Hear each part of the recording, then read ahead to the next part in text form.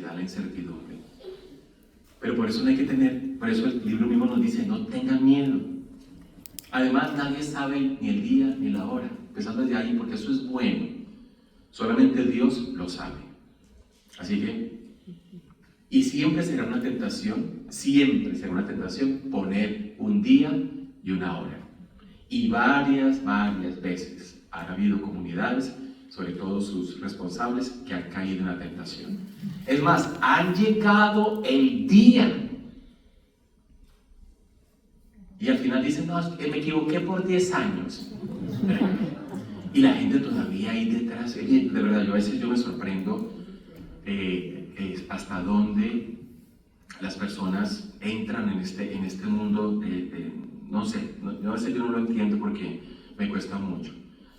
Pero realmente la manipulación y ese tipo de cosas puede generar este tipo de experiencias. Han habido comunidades que todas se han suicidado por este tipo de malos manejos, de malos entendidos, de malos líderes que han entrado precisamente a tomar ventaja. Y en todo sentido, crean unos ritos rarísimos, unos cultos rarísimos, y la gente les cree. Yo digo, bueno, digo que aquí en este planeta hay gente para todo, ¿no?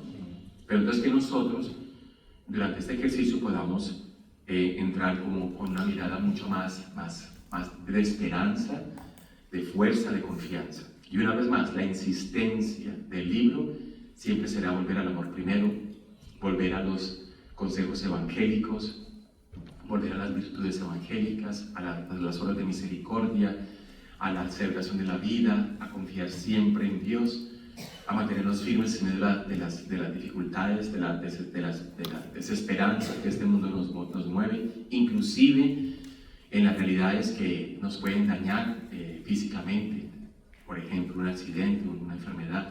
O sea, todas esas cosas hacen parte de la vida y que las podemos leer de otra manera, ¿no? Entonces, bien. Entonces ya. No más introducciones y volvamos a donde tenemos que llegar. Entonces, dentro del esquema que ustedes tienen aquí, rápidamente, ya hemos hecho un recorrido hasta las 7 trompetas y vamos a entrar a la vez pasada que alcanzamos a leer las 4 primeras trompetas y alcanzamos a leer la 5ª y la 6ª. Pero vamos a ir al capítulo 10. Y a partir de ahí, 2 detalles que están ahí, que vamos a hablar sobre el libro abierto, los testigos y la última trompeta, para poder entonces avanzar hasta llegar hasta donde, porque hoy tenemos que terminar. Bien, entonces, recuerden que la principal amenaza que la comunidad joánica y las comunidades que están pasando, y todos estos, es la realidad del Imperio Romano. Recuerden siempre eso. Y en el lenguaje cristiano, que se va a ir agudizando. Hay una cosa muy bonita que quiero que desde ya quiero hacer ya el comentario. Recuerden que la primera parte, me refiero a partir del capítulo 4 hasta el 11, tiene como toda una realidad hasta el capítulo. El capítulo 12 marca una división total en el libro.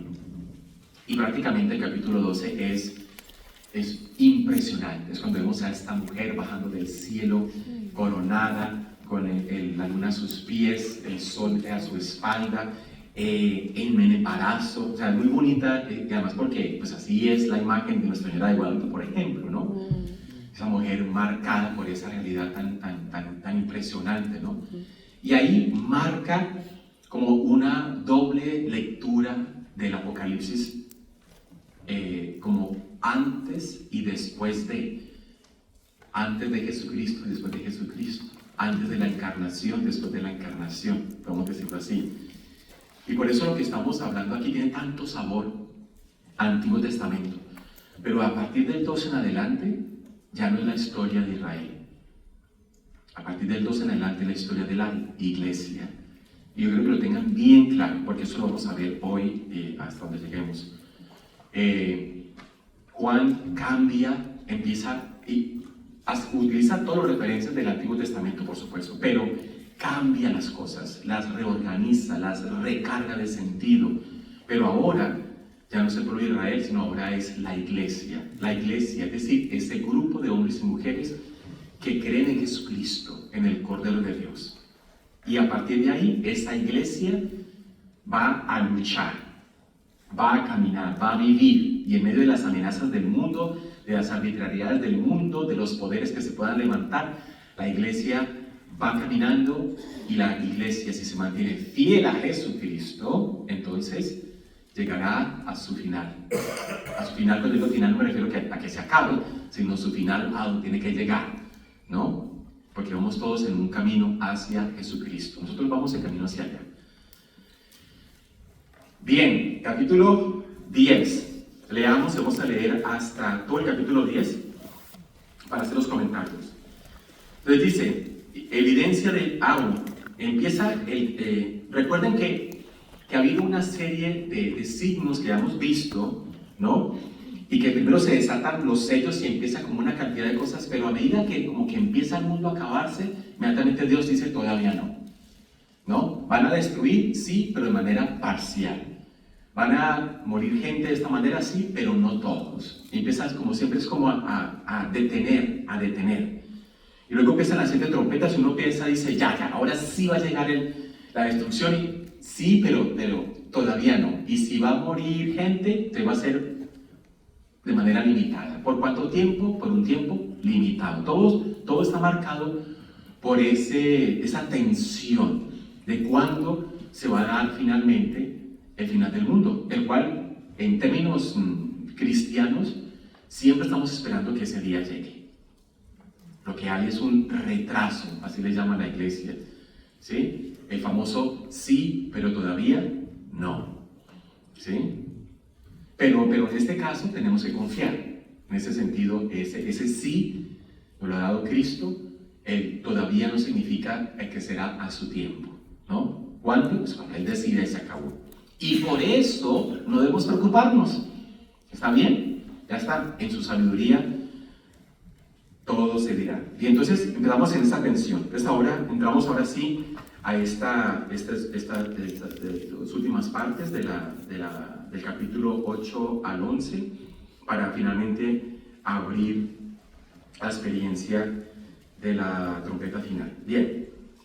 Entonces dice, vi a otro ángel poderoso que bajaba del cielo envuelto en una nube con el arco iris sobre su cabeza, su rostro como el sol y sus piernas como columnas de fuego. En su mano tenía un librito abierto. Puso el pie derecho sobre el mar y el izquierdo sobre la tierra. Gritó con fuerte voz, como ruge el león. Cuando gritó 7 truenos, interesante, ¿no? Hicieron oír su fragor.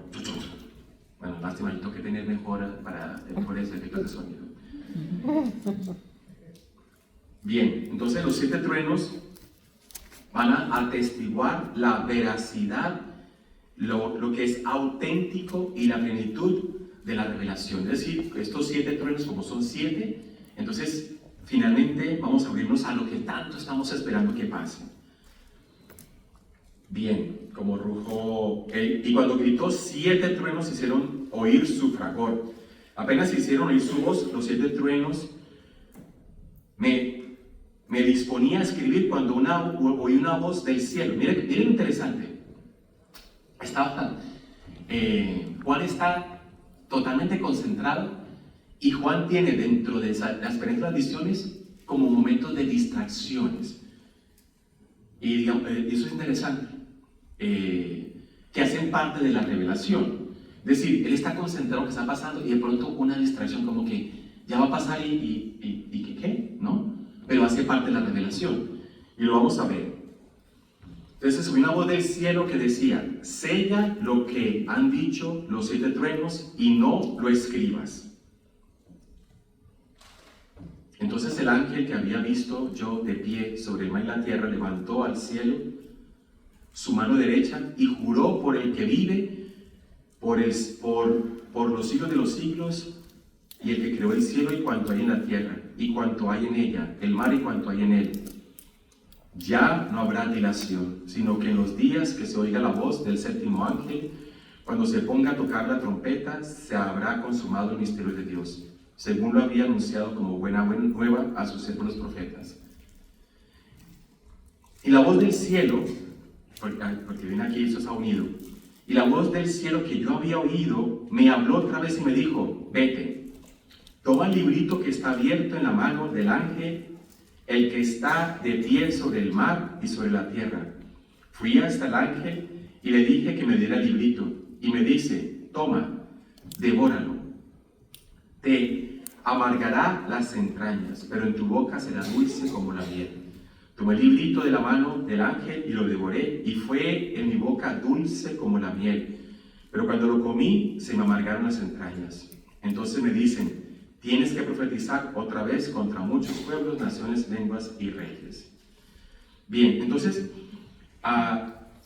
lo que está pasando aquí es que a Juan no se le concede la revelación total de lo que está pasando, sino que se le va a revelar, o se le va a dar una revelación parcial. Y por eso ese libro pequeñito que le ofrece el ángel a Juan, que además de eso hace memoria de otros momentos en que en el Antiguo Testamento hay otros profetas que han devorado el libro, un libro más pequeño, pues tienen acceso al contenido de lo que va a pasar, pero no toda la revelación completa. Eso solamente la tiene Dios. Bueno, solamente lo tiene Jesucristo. Entonces de estos 7 truenos, finalmente, todo lo que va a pasar, entonces se le va a pasar a él como una visión limitada, ¿sí?, de lo que va a pasar. De tal manera que, pero lo va a mostrar. Y eso es lo que va a pasar. Pero esta revelación limitada o parcial no es que sea tan oculta, ¿sí? Porque lo esencial va a estar ahí. Y eso es lo que Él nos va a mostrar. Para como que entiendan esa explicación acerca de eso. Pero bien, entonces...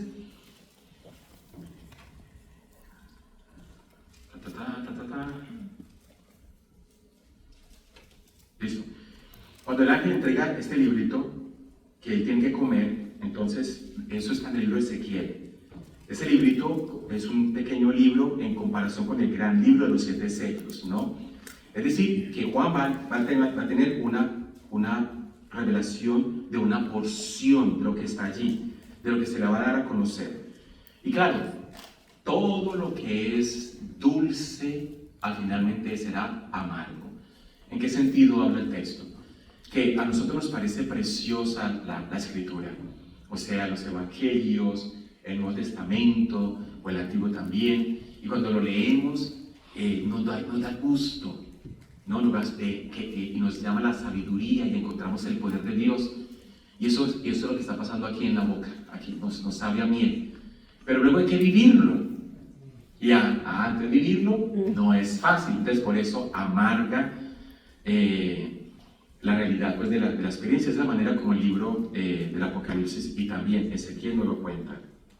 Entonces, es así, es agradable cumplir la palabra de Dios, pero con frecuencia, es agradable recibir la palabra de Dios, pero con frecuencia es desagradable cumplirla. Bien, entonces va a ocurrir algo interesante porque vienen los testigos. Vamos a leer esa parte, porque quiero llegar al 12. Luego se me fue dada una caña de medir parecida a una bala diciendo, levántate y mide el santuario de Dios. Es que, mira, interesante. Los 7 truenos. Se va a abrir la revelación. Juan está así para escribir, ¿no? Y vienen estas distracciones, ¿no? Y entonces lo que quiero decir es que la metodología, la pedagogía, o la metodología del Apocalipsis, es como diciendo, va a venir, pero todavía no. O sea, nos tiene siempre en suspenso. Lo que está pasando, o sea, ¿qué horas va a ser? ¿En qué momento va a ser? Y de alguna manera nos está poniendo en tensión por lo que va a pasar en el capítulo 12, ¿no? O sea, Juan nos está preparando para todo eso. Entonces le pide medir el santuario de Dios y el altar y a los que adoran en él, el patio exterior del santuario. Recuerdo que una cosa es el templo por dentro y otra cosa el templo por fuera, ¿sí? El patio exterior del santuario, déjalo aparte, no lo midas, porque ha sido entregado a los gentiles que pisotearán la ciudad santa 42 meses. Recuerden que el 42 es un número también limitado, ¿no? Ahora voy a hacer una explicación ahorita acerca de él también. Y hace una distinción entre los que están siendo fieles y sobre todo los paganos, ¿no? Porque se llama así el atrio de los paganos, que ha hecho, hasta ahí llegaban, ellos no pueden entrar al templo. Bueno, entonces todavía eso existe. Bueno, me refiero al atrio de los paganos.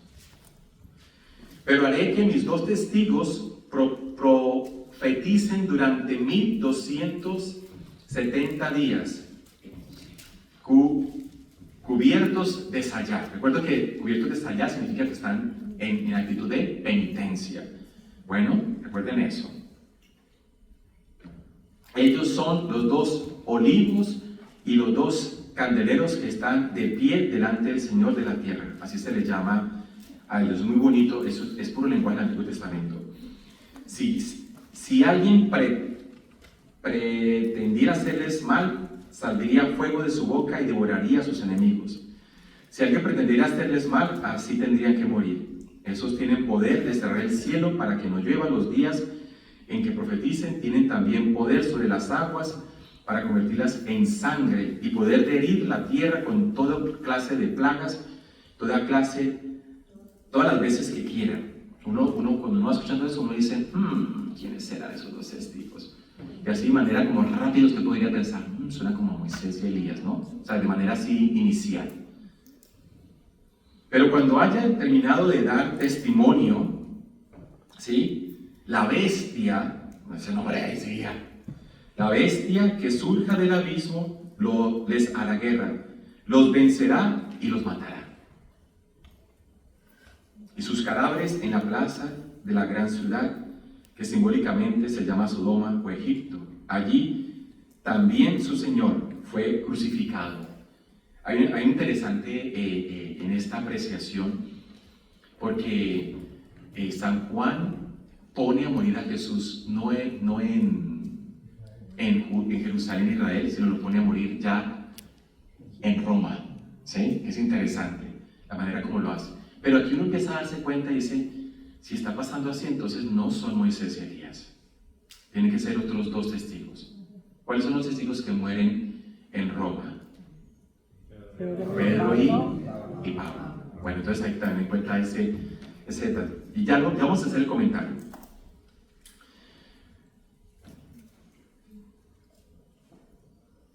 Y gente de todos los pueblos, lenguas y naciones contemplarán sus cadáveres 3 días y medio, es decir, los dejarán botados y no los sepultarán. No está permitido sepultar sus cadáveres. Los habitantes de la tierra se alegrarán y se regocijarán por causa de ellos y se intercambiarán regalos, porque estos 2 profetas habían atormentado a los habitantes de la tierra. Aquí ya prácticamente se está mostrando que hay una división ya clara entre quienes creen y quienes no creen, y cómo el paganismo, el mundo pagano entra siempre en conflicto contra de la iglesia, de manera especial frente a sus testigos. Para que tengan un aquí. Pero pasados los 3 días y medio, un aliento de vida procedente de Dios entró en ellos y se pusieron de pie. Interesante. Y un gran espanto se apoderó de quienes los contemplaban. Oí entonces una fuerte voz que les decía desde el cielo, subí acá, ¿no? Entonces, esos que se consideraban muertos, ahora viven y ahora han sido llamados a la presencia de Dios. Y subieron al cielo en la nube a la vista de sus enemigos. En aquella hora se produjo un violento terremoto y la 10ª parte de la ciudad se derrumbó. Y con el terremoto perecieron 7,000 personas. O sea, recuerde que 7 más 1,000 es un número simbólico. Los supervivientes, presa del espanto, dieron gloria al Dios del cielo. Bueno, entonces vamos a esa parte para que luego escuchemos la 7ª trompeta. Bien, entonces, Como vimos, a Juan se le interrumpe abruptamente y se le pide que mida el templo, ¿no? Entonces, el templo, sin embargo, representa a la iglesia. Midiéndolo se da cuenta cuál es la necesidad que tiene la iglesia de salvación. Fuera del templo está la provincia de los gentiles, es decir, aquellos que están sin Dios, quienes van a pisotear la ciudad santa. Esos 42 meses, también llamados en otros pasajes del Apocalipsis 3 años y medio, es un tiempo y medio y 1270 días. Están tomados de Daniel 7.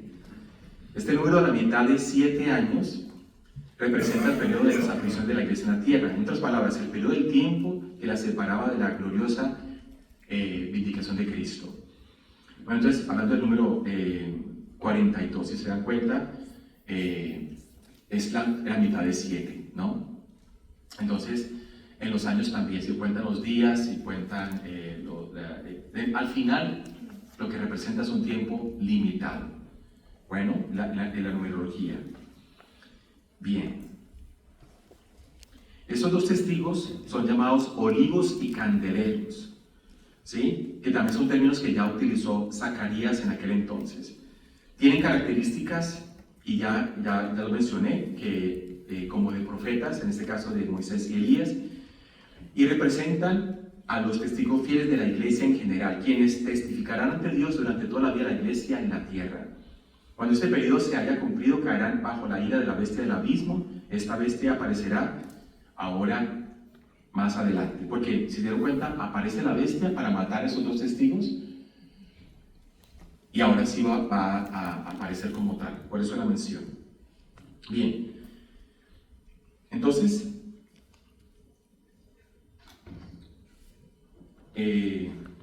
aquí, Pedro y Juan,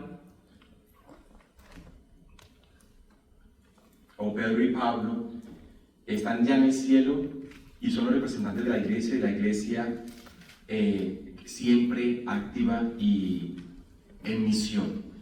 Es decir, ahora, los dos testigos pueden ser Pedro, Pablo, puede ser Moisés y Elías, pero si estamos hablando de la iglesia, entonces tiene que ser Pedro el primero, o puede ser Pablo, o en este caso puede ser Juan, porque al fin y al cabo también es el autor del Apocalipsis y digamos que de alguna manera ya se está incluyendo, pero en el fondo podemos decir que representan a toda la iglesia fiel, ¿no? Y desde ya empiezan a darnos la oportunidad de ver que quienes se mantengan firmes a pesar de la destrucción, de la muerte, como le va a ocurrir, ellos serán llamados al cielo. En el fondo ya estamos hablando de todo lo que, recuerden que esto es un eco permanente a las cartas de las 7 iglesias. Recuerden eso, recuerden que yo les he dicho que lo que ya se dijo en las 7 iglesias se está repitiendo ahora una y otra vez, pero cada vez más es más profundo.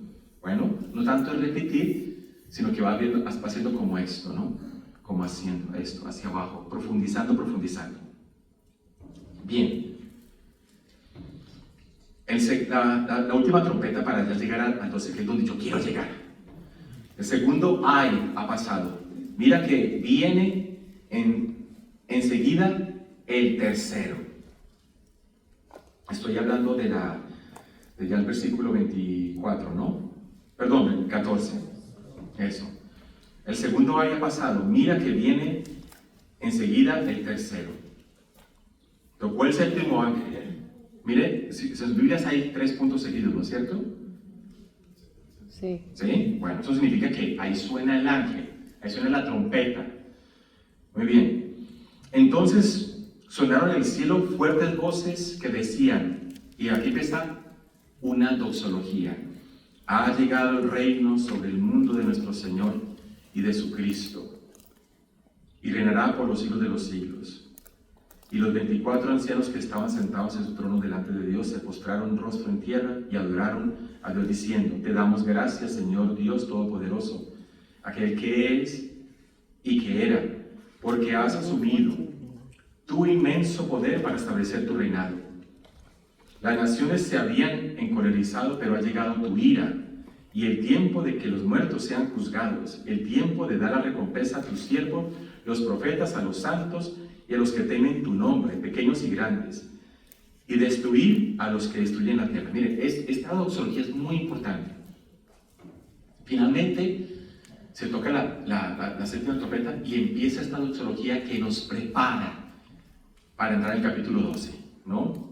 Que es preciosa. Y entonces se abrió el santuario de Dios en el cielo y apareció el arca de la alianza, de su alianza en el santuario. Y se produjeron relámpagos, fragor y truenos, temblor de tierra y una fuerte granizada. Estamos ante eso se llama una teofanía. Bueno, o sea, Dios se va a manifestar. Y en el Antiguo Testamento, especialmente cuando ustedes van al Éxodo, cuando Dios se va a presentar en el Éxodo, se presenta así. O sea, con estruendos, con terremotos, con truenos. O sea, es decir, es una cosa impresionante eso. Pero aquí nos está preparando para que entremos en la experiencia de teofanía. Es decir, Dios se va a presentar.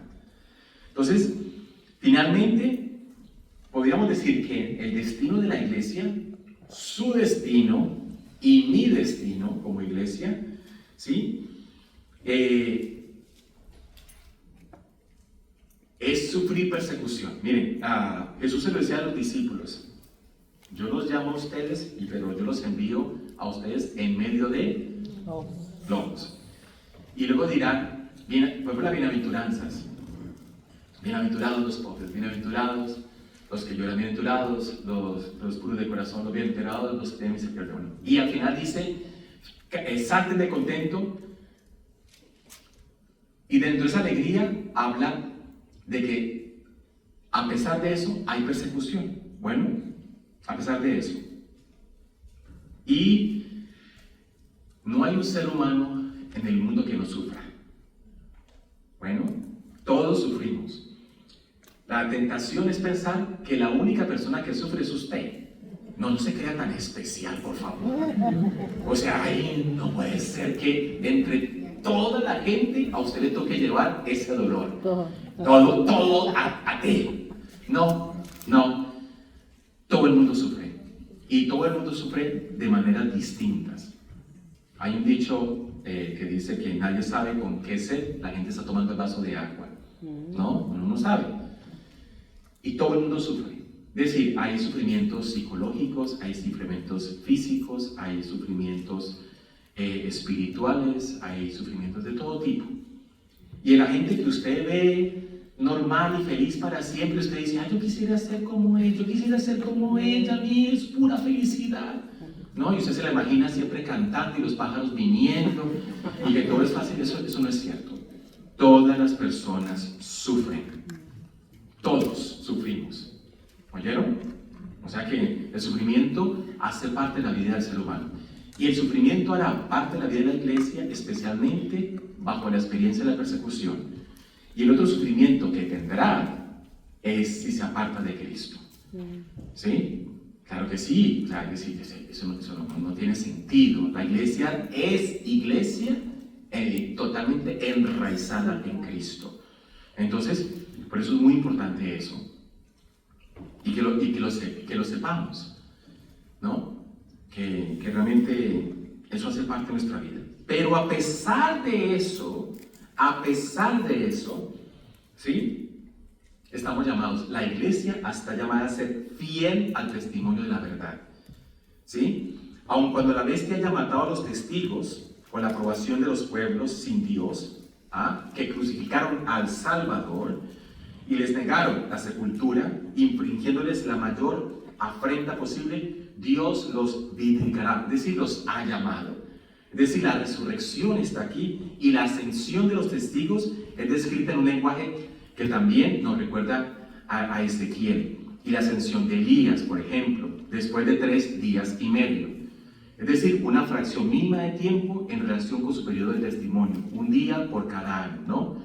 La vindicación y el triunfo de la iglesia coincide con la confusión de sus enemigos y la conversión de muchos. Es decir, por eso, a eso es lo más importante.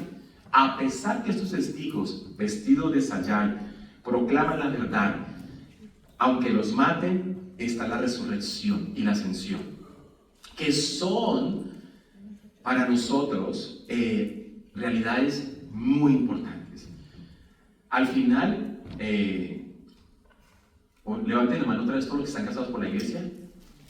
Eso, muy bien, bajen la mano. Muy bien.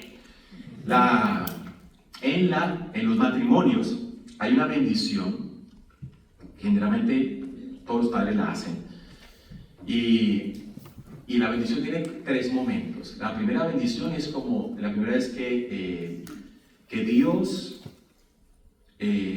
los haga fieles en el amor, de tal manera que puedan vivir su experiencia cristiana, digámoslo así. Es la primera parte. La segunda está referida,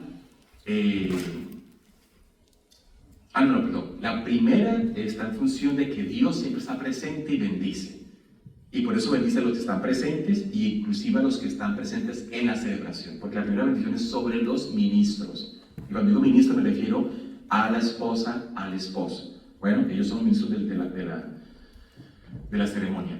Luego viene y dice, esa bendición sobre ellos, viene y dice, la fuerza viene por parte de Cristo para que ellos se puedan mantener fieles. Y la tercera bendición es que esa pareja tiene que esforzarse por ser fiel a Cristo y a cada uno, porque la resurrección es verdadera. Miren lo interesante, porque así dice la bendición, para que cuando ustedes se estén entregando y amando, lo hagan con toda libertad, con todo el poder, sin ningún temor, para que sean testigos, sabiendo que al final la resurrección nos llevará a Cristo. Entonces es bien interesante, porque eso está siempre dentro del querer de Dios. Dios nos bendice, nos invita a que nos amemos y confiemos siempre en su palabra, y de manera especial en la gran promesa, la promesa certeza, porque ya la estamos viendo en Cristo primero, de la resurrección. Ese es el gran secreto de todo el Antiguo Testamento, que finalmente es revelado en el Nuevo. ¿Cuál es? La resurrección. ¿Sí? Ese es el gran secreto. Bien.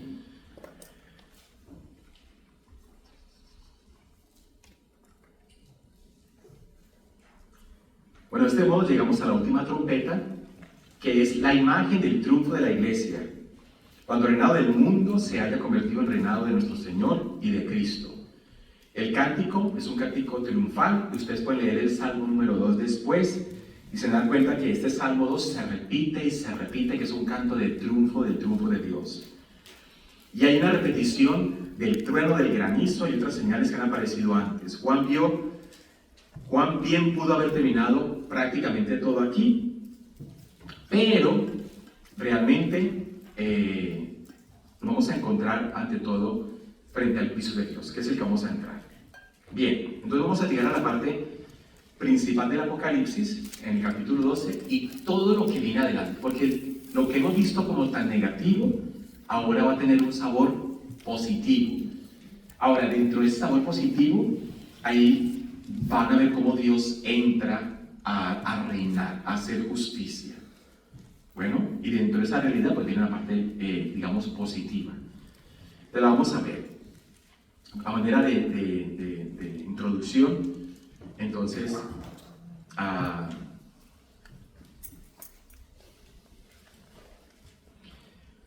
vamos entonces a ver más en detalle lo que es el papel de la iglesia en general.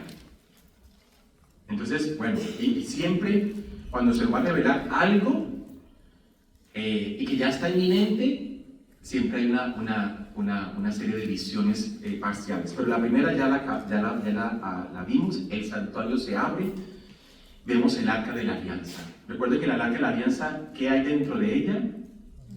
Los mandamientos, la vara de Aarón y el maná. Bien, y lo interesante es que el santuario, el arca, ante todo, con esos 3 elementos, en el Antiguo Testamento y para el pueblo judío, muestra la presencia de Dios, toda la presencia de Dios ahí, en la palabra, ¿sí? en la autoridad sacerdotal y en el maná que sostuvo el pueblo de Israel. y a eso le llamaban la Shekinah, que eso es una palabra que muchos ya han escuchado, pero se llama así la Shekinah, que significa la presencia de Dios. Y que ahora lo que ustedes van a ver es el nuevo santuario de Dios, ¿sí?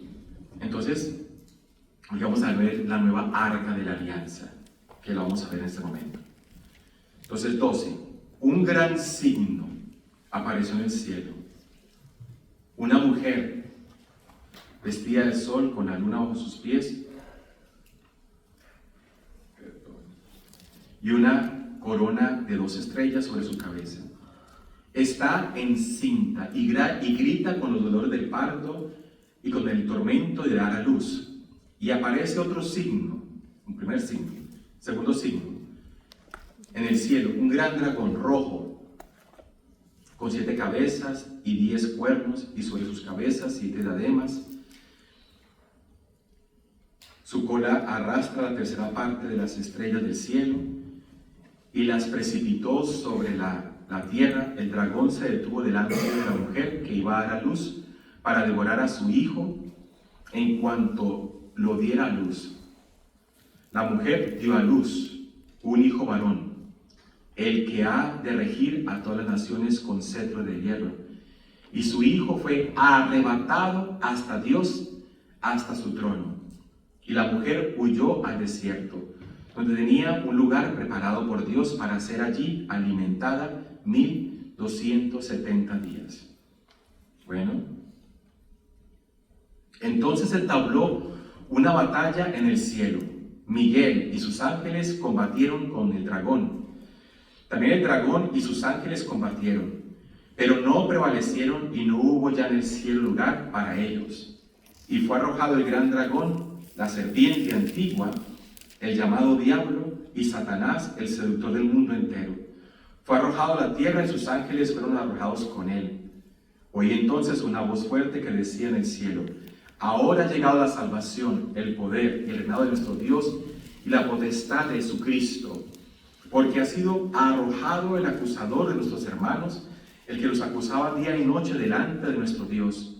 Ellos lo vencieron gracias a la sangre del Cordero y a la palabra de testimonio que dieron, porque despreciaron su vida ante la muerte. Por eso, regocijaos cielos y los que en ellos habitan. Ay de la tierra y del mar, porque el diablo ha bajado a ustedes con gran furor, sabiendo que le queda poco tiempo. Voy a leer hasta la última parte. Cuando el dragón vio que había sido arrojado a la tierra, persiguió a la mujer que había dado a luz al hijo varón. Pero se le dieron a la mujer las 2 alas de águila grande para volar al desierto, a su lugar, lejos del dragón, donde tiene que ser alimentada un tiempo y medio tiempo. Entonces el dragón vomitó de sus faces como un río de agua detrás de la mujer, para arrastrarla con su corriente. Pero la tierra vino en auxilio de la mujer. Abrió la tierra su boca y tragó el río vomitado por las fauces del dragón. Entonces, despechado contra la mujer, se fue a hacer la guerra al resto de sus hijos, los que guardan los mandamientos de Dios y mantienen el testimonio de Jesús. Bueno, eso aquí hay de todo. Es que esto es muy bueno. Bien.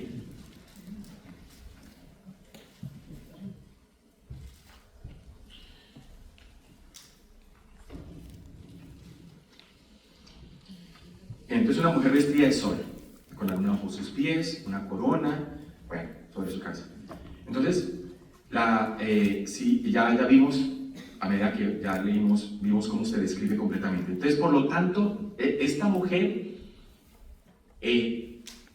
está enriquecida de significado, porque es lo primero que todo es. Y hay que hablar, obviamente, también de María, porque María es no solamente la madre de Jesús, sino que María es también discípula de Jesús. María también es, cuando digo discípula me refiero, hace parte de la iglesia, al mismo tiempo es la iglesia, ella toda como tal. María es la mujer por excelencia, la nueva mujer del Nuevo Testamento, la mujer por excelencia, por eso es la nueva Eva, por eso Jesús la llama mujer, porque ha habido un acto recreacional, como les mencionaba después, hay un hombre nuevo, totalmente nuevo, en plena, total adoración al Padre, en total obediencia. ¿Quién se llama él? Jesucristo, muy bien. Y ahora hay una nueva mujer que también está absolutamente en total obediencia al Padre. ¿Quién es esa mujer? María, muy bien. Entonces, esta nueva creación van a haber nuevos hijos. ¿Y cómo se nace a esta realidad de esta nueva familia, de esta nueva creación? ¿Cómo se nace? A través de la fe, a través del bautismo. Bueno, entonces, por eso digo que está muy enriquecido, está cargada de contenido teológico esta mujer. Y por eso María, cuando ustedes la ven, tienen que aprender a verla con todos estos significados, con todo este enriquecimiento teológico que la llena. Porque en muchas ocasiones María es totalmente la mujer, como María es totalmente la mujer que dio a luz a la palabra de Dios, como María es discípula que camina, como en otra ocasión María es la realidad de la iglesia en su totalidad. Pues todo eso está allí, para que lo tengan en cuenta. Entonces María está enriquecida. Bien. El sol, la luna, las estrellas son ustedes, si usted mira todo esto,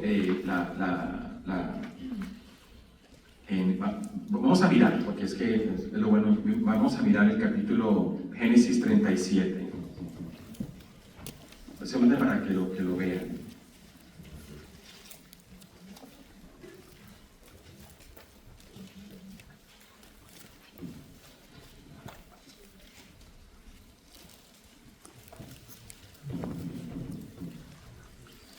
Lo tiene Génesis 37, lo vamos a encontrar.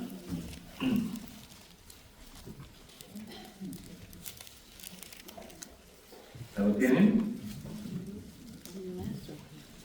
Génesis 37.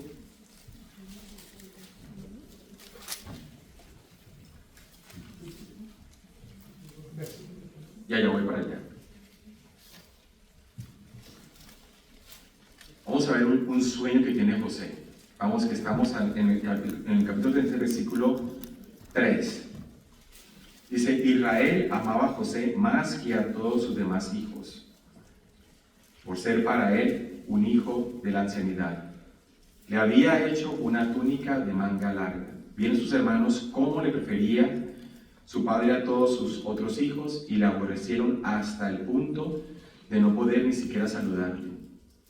José tuvo un sueño y lo manifestó a sus hermanos, quienes lo odiaron más aún. Les dijo: oí el sueño que he tenido. Me parecía que nosotros estábamos atando gavillas en el campo, y de pronto mi gavilla se levantaba y se tenía derecha, mientras que vuestras gavillas le hacían rueda y se inclinaban hacia la mía. Sus hermanos le dijeron: ¿será que vas a reinar sobre nosotros, o que vas a tenernos domeñados?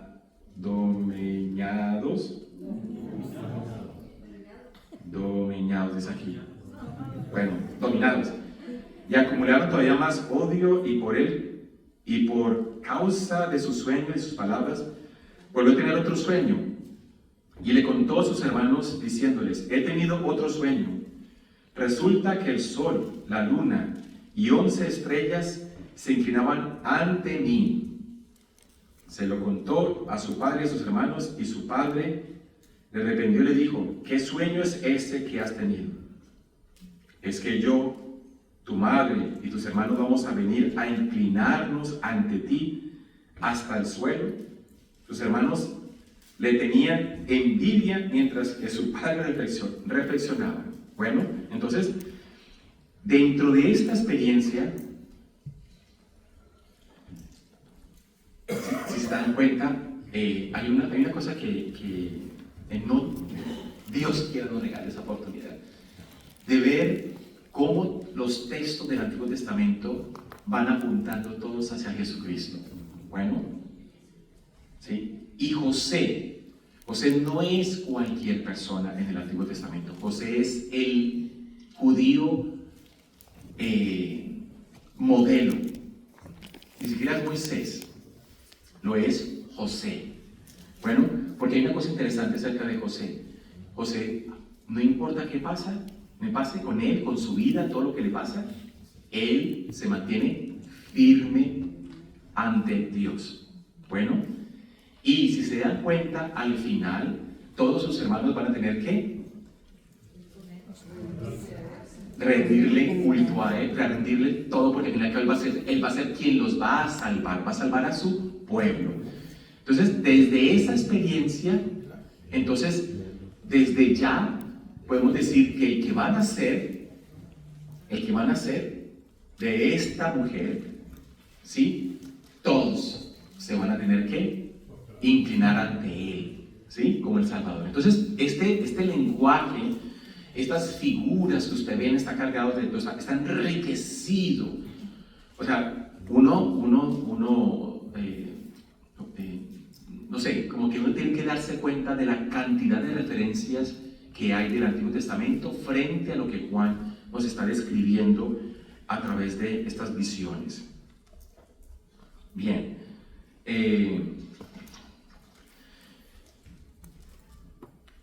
Prácticamente estamos ante la prefiguración del Mesías, ¿sí? Entonces, estamos viendo que ¿cuál es el hijo por excelencia de la iglesia? Es Jesucristo.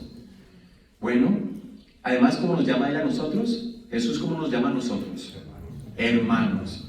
Entonces, por eso, y eso es bien importante, porque en el Evangelio de San Juan, en el momento en que Jesús se le aparece a María Magdalena, le dice: no me abraces más, que yo no he subido todavía al cielo, pero ve y dile a mis hermanos que subo al Padre, vuestro Padre, a Dios, vuestro Dios, ¿sí? Y nos llama hermanos a nosotros. Y es algo, por eso llamamos a Jesús nuestro hermano mayor, en ese sentido. Entonces, estamos prácticamente frente a esta mujer que viene, que muestra toda esta realidad. Todos los textos apuntan de que el que van a ser es el Mesías, el Salvador. Eso es lo que quiere decir. Prácticamente estamos ante una preparación porque todo esto lo está diciendo antes de que nazca. ¿Sí? ¿Me están siguiendo? Sí. Eso espero, porque yo lo veo como que así. Entonces estamos precisamente eso, estamos ante una escena donde se va a mostrar toda la gloria. Finalmente todas las promesas se están cumpliendo, finalmente van a ser el Salvador, ¿no? Entonces van a ser el Mesías. Es el momento de mostrar toda la gloria, ¿sí? Que va a venir, en Miqueas 4:10 habla de que va a venir la hija de Sión, la Jerusalén, que se va a prefigurar ahora como la Jerusalén celestial, ¿sí? Y que está sufriendo antes de que el Señor la salve de Babilonia, ¿sí? Entonces la criatura a la que la mujer da luz, en el versículo 5, es sin duda Jesucristo, ¿sí? Es sin duda, eso sí, es clarísimo. Además, por el lenguaje mesiánico del Salmo número 2, vamos a leer, porque yo quiero que ustedes en ese sentido nos detengamos a saborear esto. Esto hay que saborearlo. Salmo número 2. Salmo número 2. Vamos a saborearlo.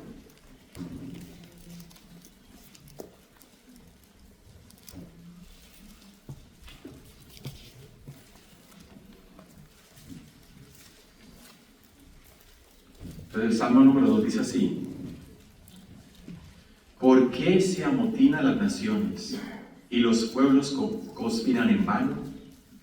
Los reyes de la tierra se sublevan, los príncipes a una se alían en contra de Yahvé y su ungido.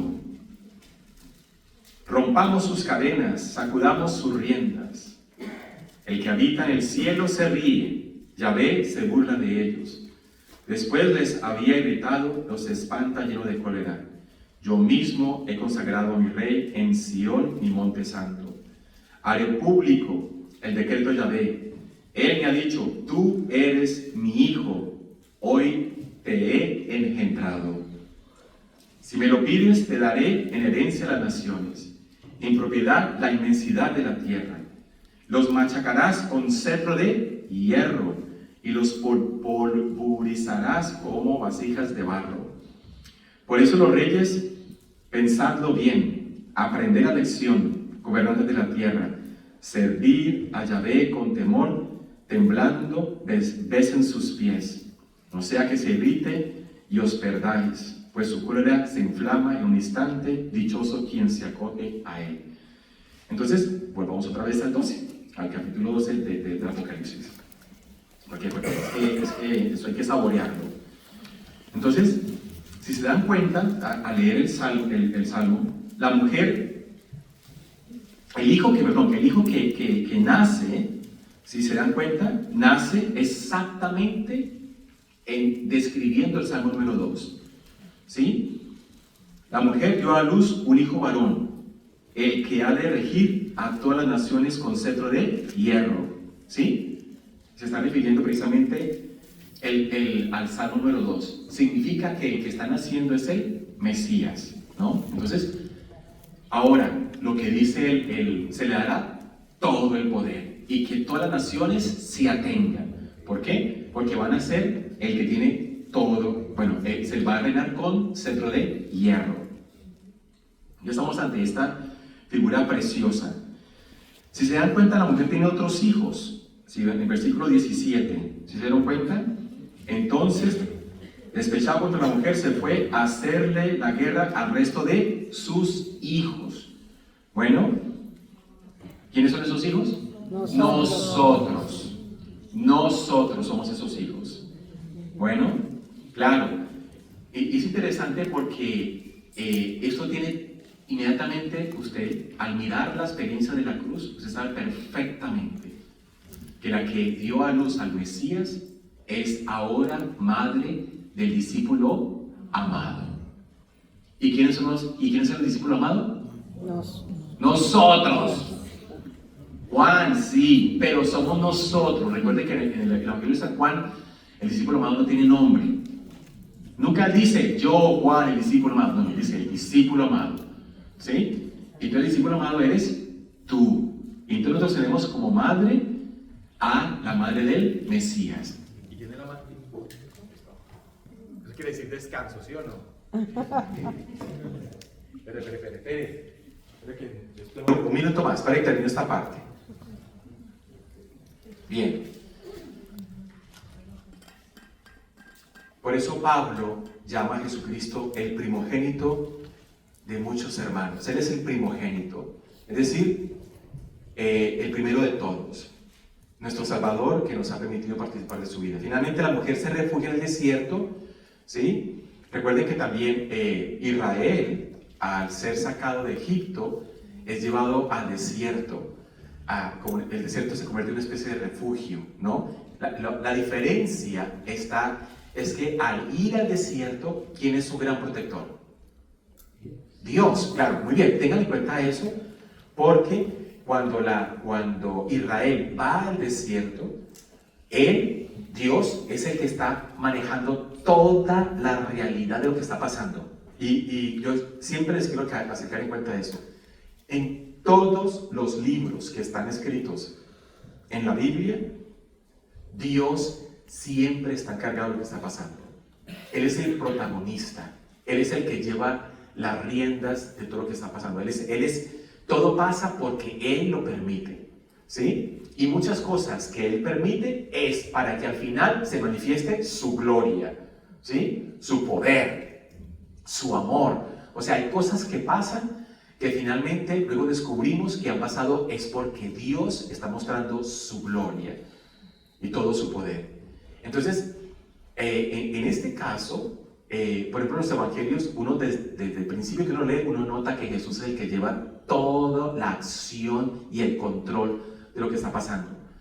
para mostrarnos a nosotros que precisamente que estando con Cristo, entonces todo va a estar bien.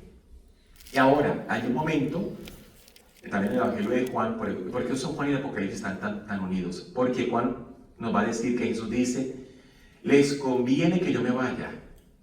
Y los discípulos, pero ¿cómo así? Si usted es el que ha venido defendiéndonos, acompañándonos, sanándonos, ha creado toda una experiencia de ambiente. Claro, ellos sienten, los discípulos sienten que con la partida del Señor, es decir, con su muerte, con su resurrección y ascensión a los cielos, Él como que van a perder todo lo que estaban experimentando con Él, la seguridad, ¿no? Pero Él va a decir, no, a ustedes les conviene que yo me vaya. ¿Por qué? Por el Espíritu Santo. Claro, por eso a nosotros se nos da el Espíritu de Cristo, que es algo también importante reflexionar, para que ya no vayamos a descansar un ratico. El Espíritu de Cristo está en ti, porque Dios nos lo ha regalado. Cuando digo regalado, hay regalos que son, la mayoría de los regalos, y todo lo que dice free, a mí me parece que es malo.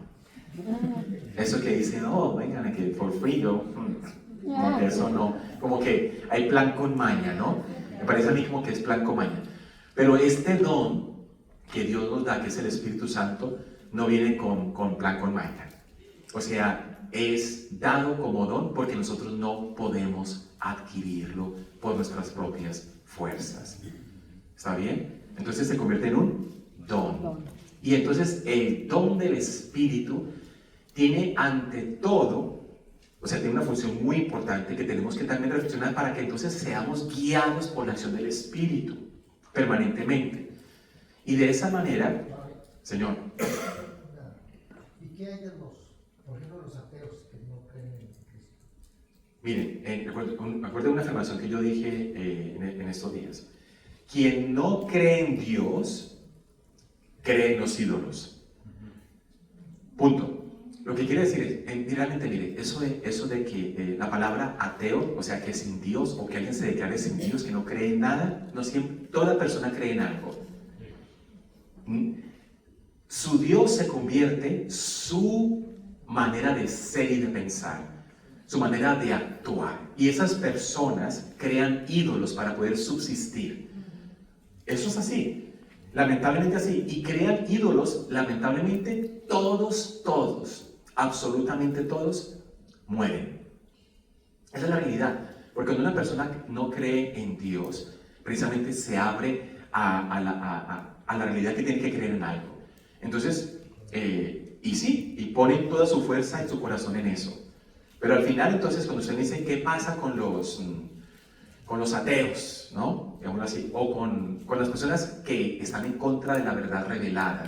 Porque eso es interesante decirlo así. Nosotros no estamos, nosotros vivimos luchando, siempre discerniendo la verdad.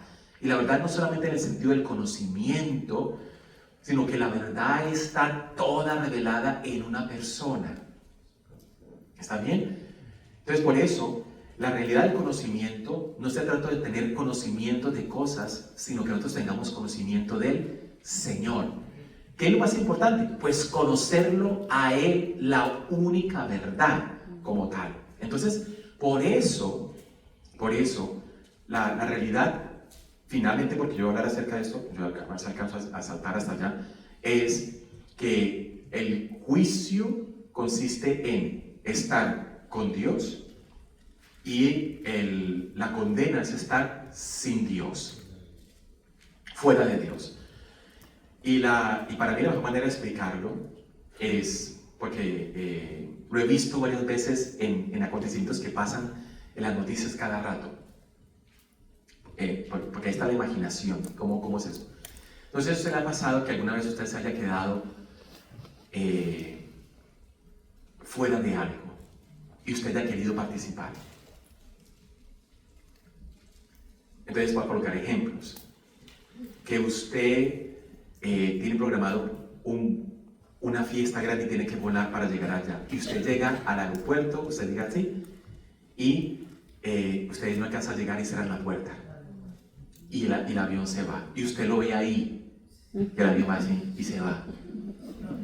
Claro, y usted ha pedido, paren el avión, yo vengo aquí, llega y se viene todo así, la desesperación, la angustia, el dolor, la rabia, todo eso es el infierno.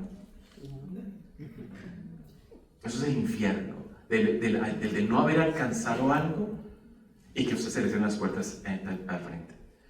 Uno lo ve, porque yo lo veo cada rato en las noticias y las familias frustradísimas y lloran y no lo he dicho. Y yo digo, ese es un bocadito de lo que significa la realidad de la desesperación, de la angustia. Bueno, como antes, mira, aquí pues es un poco diferente, pero cuando yo vivía en Colombia, pues estaban los buses que los llevaban a uno a los lugares, y cuando yo estaba en la universidad me tocaba levantarme bien temprano y había un bus que yo no podía dejar de pasar porque es el que me llegaba a tiempo, y yo tenía que estar ahí a las 6:15 de la mañana en punto, porque a esa hora pasaba. Y cuando yo por alguna razón me quedaba, eso que se queda uno 2 minuticos más en la cama, 2 minuticos, yo sabía que me iba a costar, yo tenía que seguir corriendo, y muchas ocasiones yo iba y el bus ya iba avanzando y no iba a parar. No, yo sabía que el Señor no iba a parar, y yo estaba ahí frustradísimo, con rabia por todo el esfuerzo que hice y no pude llegar, sabiendo que el próximo bus que iba a pasar como 20 minutos más tarde, y eso significaba que iba a llegar tarde a la clase, y ya no sabía lo que me esperaba, y yo, ay, qué dolor. Bueno, eso por ejemplo, eso, que a usted lo inviten a algo que usted quiere estar y no le llegue la invitación, ¿no? Eso es una manera de explicar el vacío, el dolor, la angustia, la rabia, por no, ¿sí? Por no haber creído. Porque, ¿saben cuál es el gran problema? Es que cuando se den cuenta que todo esto es cierto, ese es el gran problema. Hay veces cuando personas que no creen, porque yo he tenido personas que me dicen, le digo yo, ¿y si es cierto? Pues yo le hago esa pregunta, ¿y si es cierto? Porque yo conozco, en este momento no me acuerdo del nombre, pero conozco un famoso hombre que se convirtió precisamente por miedo a eso. O sea, mirando eso, es una reacción muy bonita, después toma las cosas muy en serio, pero él llegó a pensar acerca de eso. Él dijo, si todo lo que ustedes me están diciendo es cierto, entonces yo prefiero creer de tal manera que si es cierto, entro, y si no es cierto, aún así creo, decía. Lo decía muy bonito, o sea, en el fondo decía, era tanto lo bello acerca de la experiencia de la fe y la manera como se revelaba, que él decía, él preferiría optar por eso que no creer.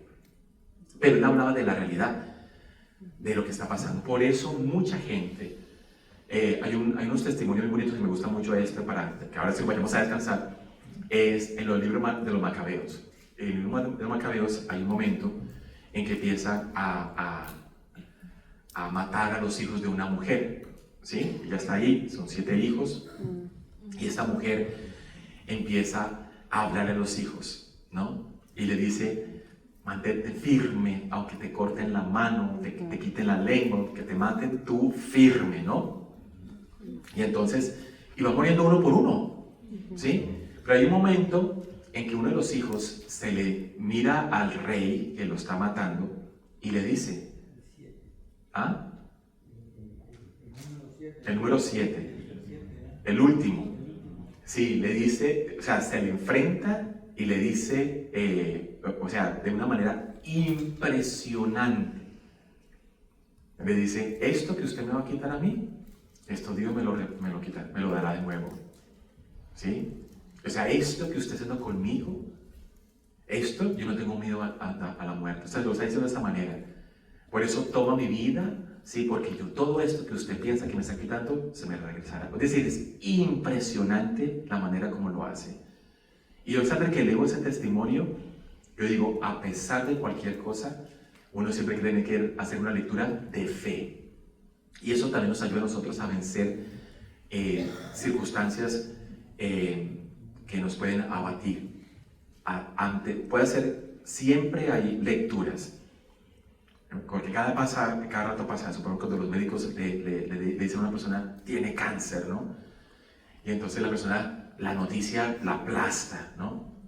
Y cuando tengo la oportunidad de hablar con ciertas personas, he dicho, muy bien, esa es la noticia del médico a ti. Ahora hagamos una lectura teológica. ¿Qué significa esto? ¿No?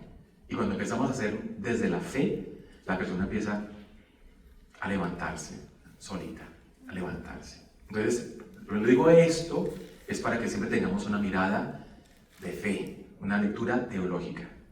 Vale, pero ¿qué pasa cuando usted que está hablando de la angustia de una persona que va a viajar en ese avión, que está esperando ya una persona o un familiar ya fallecido, ¿verdad? Y que no llega al momento ya que por lo que las circunstancias que han sido, ya haya sido sepultada esta persona? ¿Cuál es esa angustia? No, lo que quiero yo escribir es para, de alguna manera, entender qué significa la condenación, es la experiencia de la angustia. Estoy hablando solamente de eso. O sea, me refiero a la desesperación. Por eso habla de la desesperación, del llanto y el rechinar de dientes. Esas expresiones que están ahí están referidas a eso, ¿no? De la angustia, de la desesperación, de la pérdida, de la muerte, de lo que significa eso. Estoy tratando de colocar como un ejemplo de lo que significa, porque la gente me pregunta siempre qué es el infierno. Digo, es la ausencia de Dios bajo esta experiencia de angustia, ¿no? Es eso. Pero nadie quiere vivir eso, ¿no? Muy bien. A descansar. Descansemos. Break, eso.